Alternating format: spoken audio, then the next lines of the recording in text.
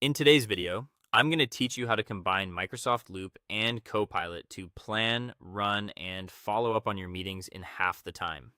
If your meetings often feel scattered, repetitive, or slow, this workflow can help you stay organized from start to finish. By using Microsoft Loop together with Copilot, you can prepare faster, collaborate more smoothly during the call, and make sure everyone leaves with clear next steps. To begin, create a workspace agenda before the meeting starts.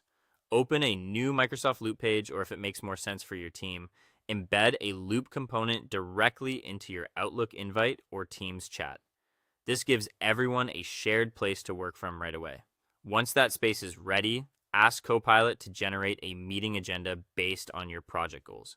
It can help draft the first version of your discussion topics, which saves time and gives you a solid starting point. You can then quickly review and adjust the agenda so it matches the purpose of the meeting. During the call, bring that Loop component into the Teams chat so everyone can collaborate live. This is where Loop becomes especially useful because attendees can write notes, brainstorm ideas, and edit the same document together in real time. Instead of having one person capture everything while others wait, the whole group can contribute as the conversation unfolds.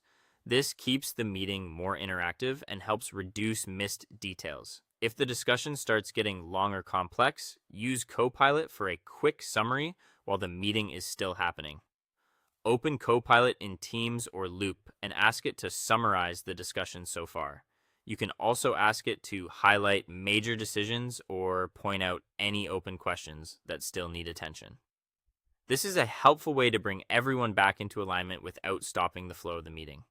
As you get closer to the end, ask Copilot to extract action items from the conversation. This turns ideas into clear next steps while everything is still fresh.